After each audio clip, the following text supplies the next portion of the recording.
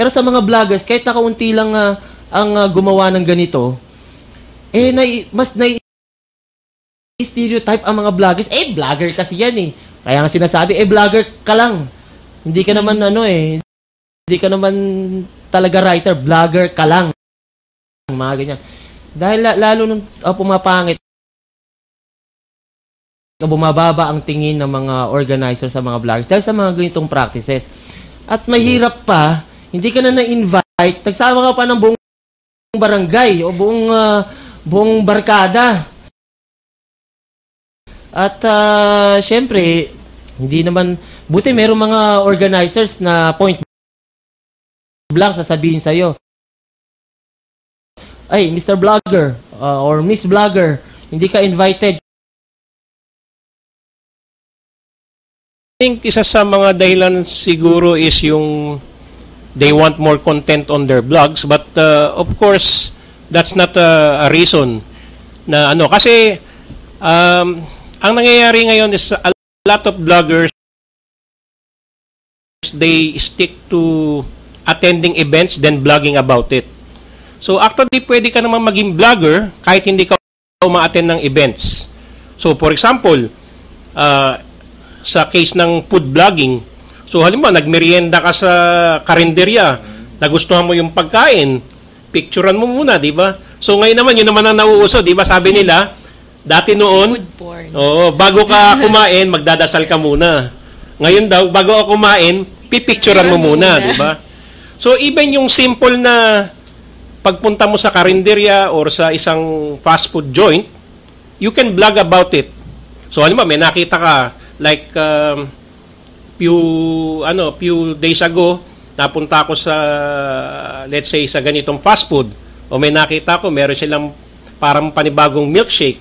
Okay ito maano nga to. So pipicturean mo, tapos i-post mo lang sa Instagram or sa Facebook o i-tweet mo. So that's called microblogging na. So even if you don't post it sa blog site mo, kasi pag pinost mo sa blog site mo, yun ang blogging, but if you just post it sa social media mo, tapos meron ka na rin parang mga short description, that's called microblogging na rin. So actually there are people who are also being paid. So for example, yung isang artista, marami siyang followers. So some of them are actually paid or given something in exchange. Yung mga produkto, pinopromote nila. Sa atin na lang yun, hindi natin alam, pinopromote pala, pala. Tama si Katropang Ted. Di bago tayo magpatuloy, ang knowledge natin yung presence ng ating katropa, si Jing Garcia ng Interaction.com, nandito. Yes, kasama ako dun sa traditional media na sinasabi. Nag-gate crush ka ba? Oo, nag-gate din. Hindi tayo nag-gate crush. Pero narinig ko nga si Katropa na yung ethics, nag-a-apply din yan for vloggers. Pero as a traditional yung kasi online na rin naman kami, Interaction.com is online. So nasa halos level na rin kami, ka-level na rin namin yung mga vloggers. Actually, kalaban nga namin ng vloggers pagdating sa breaking. Ang tingin kasi ng mga traditional mas mabilis silang nag-post. Mas mabilis. Actually, mas mabilis nga mag-break ang mga nag-tweet at nag-Facebook. Kaya minsan, doon na namin nakukuha yung lead ng storya. Kaya rin, may sunog pala doon. Okay, doon papapunta kami ng reporter kasi may nag-tweet na may sunog dito, takbo ka agad doon yung na-tweet na. Tapos, papaalam na lang kami kung makuha namin photos, yung mga ganon. Napansin ko lang,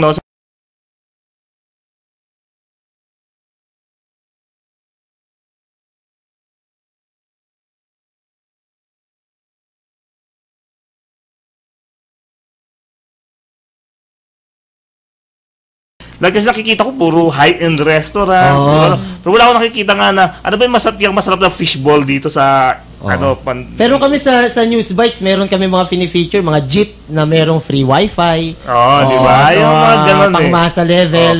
Kasi akala kasi ng vloggers puro technology lang. Hindi, lahat ng kaya log nga yan kaya nga vlog yun It's a log, di ba? It's a log of what you're seeing, what you're doing, what you're experiencing at the moment. Maganda yung sinabi ninyo, Katropang Ted, tsaka Katropang Jing, no? Magandang topic yan, yung traditional journalists and vloggers. Baka Meron time ako na experience ko yan, parang nagka-clash eh.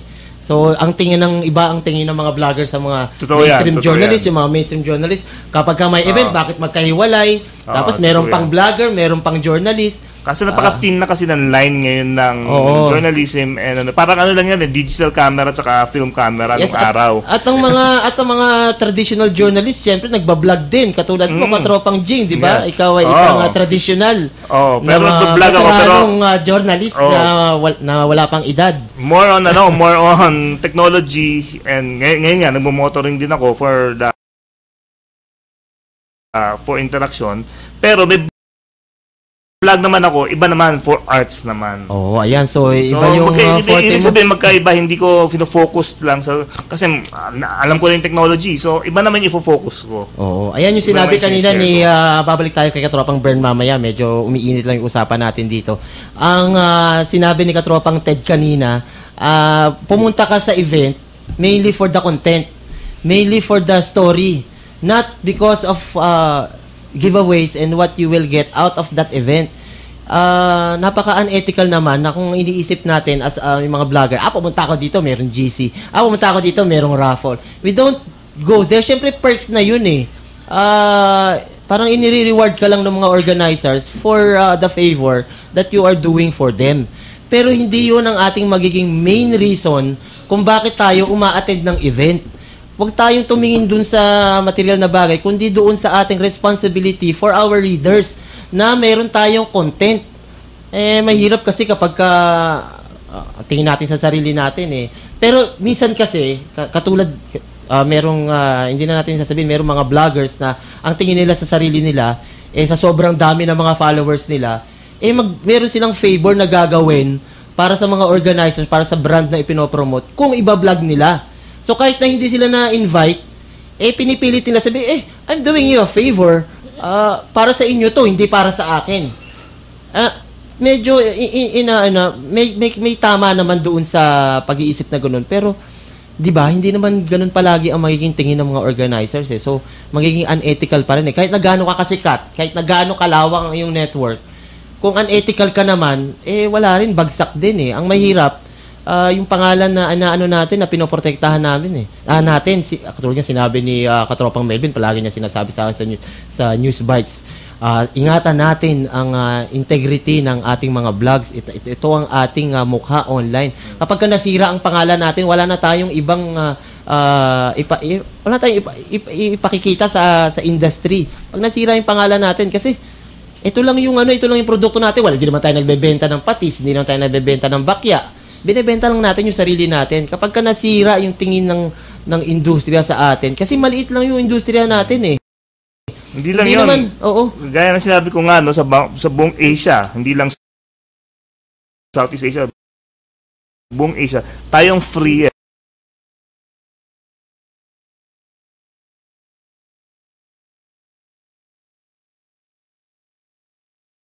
Kahit na hindi ikaw yung publisher, kahit na ikaw, hindi ikaw yung sumulat, pero ikaw yung nag-publish, yung kanyari publisher ka nung vlogger, pati yung publisher nakakulong, di ba? Nangyari yan sa Thailand.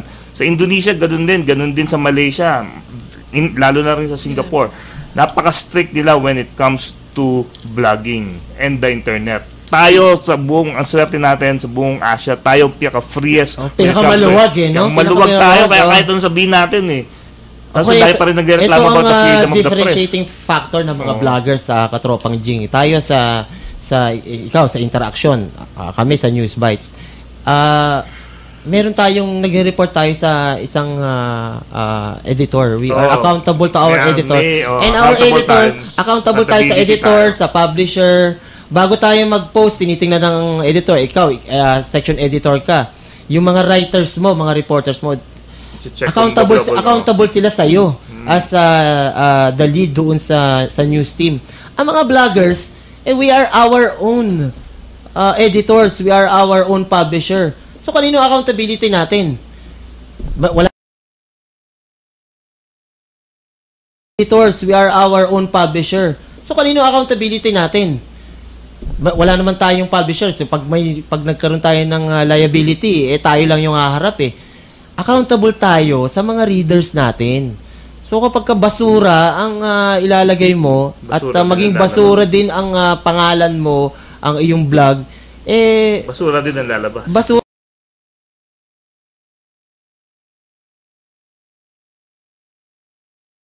optimized for mobile devices.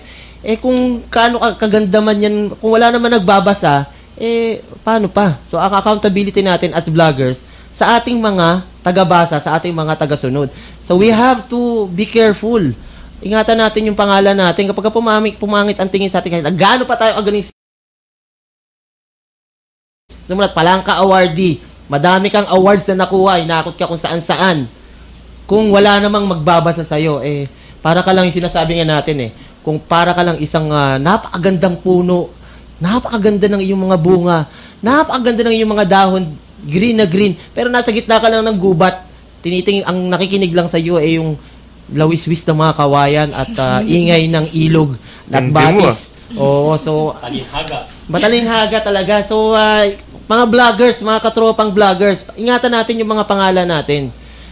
Maging ethical tayo sa lahat ng bagay. So sumulat tayo ng regular at sumulat tayo ng maayos at kapag ka na-invite tayo sa event, let us band together. Kung hindi ka na-invite, sorry, manghingi ka na lang ng press release para meron kang content, pero huwag mong ipipilit. Ito lang yung sasabi natin kasi sa mga mainstream journalist na nga, nangyayari na yan noon na kahit na hindi in-invite, nagpipilit Pero makikita naman ng mga organizers, bakit hindi ko siya in-invite? Ang laki-laki ng readership nito. So, magiging thankful pa sa'yo, pero hindi lahat ng organizers ganun. So, we have to be ethical in our doing. Sa susunod na mga programa natin, pwede natin pag-usapan yung banggaan ng mga traditional journalists at saka mga vloggers at yung tinatawag na vloggers with a A. Ayan, vloggers ng bablog. Okay, so naubos na yung oras natin. 1 minuto na lang. Katropang Bern, sorry, at na medyo na painit yung aming diskusyon. Muli, imbitahan mo yung ating mga tagapakinig para sa inyong event. Thank you very much po, Kuya Marlon.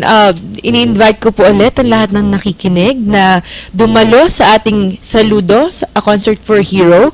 Ito po ay gaganapin sa Market Activity Center. Tomorrow po ito, Saturday, 2 to 9 p.m. Ang mga performers po natin dito ay ang AFP Combo Bands, AFP Army, Air Force, Navy. Makikipag-rak-rakan po sila with Banda Niklegi, Six Cycle Mind, Grace Note, and Kala Lili. At saka darating din po dito si Young JV. At nag-invite din po pala kami ng mga student dancers ng Miriam College Company of One. Ayan, so sila po ay donor din ng Hero Foundation. Oo, sana yung mga junior katropa natin makarating, no? Sabado, wala naman tayo dito. Gabi yun alas 2 hanggang alas 9. Opo. Tsaka the following day po, Sunday, 5 a.m. naman po meron tayong Run for Heroes. Okay. Ito po ay takbo na pag-commemorate natin sa mga kabayanihan, ating mga bayani. Siyempre, tatakbo po tayo mula Army Grandstand. Iikot ng libingan ng mga bayani at babalik po tayo ng Army Grandstand. Ayan, maraming salamat. Katropang Bern ng Hero Foundation ay nasa Facebook at meron silang website, meron blog sa website, Hero Foundation Inc. sa Facebook at herofoundation.com.ph. Ayun, maraming salamat, Katropang Bern. Yung ating mga junior katropa na napakadadaldal, salamat sa inyong presensya. Maraming salamat, Katropang Jing Garcia na interaction.com. Siyempre, ang ating guest of honor, kaya lang medyo na late pero nakahabol pa rin, si Katropang Ted Claudio ng WhatsApp Philippines.com. Ito ang inyong katropa, si Marlon Magtira ng TechTV.ph at syempre ng Newsbites.ph. Nandyan yung boyfriend ko, si Katropang Melvin. Hindi na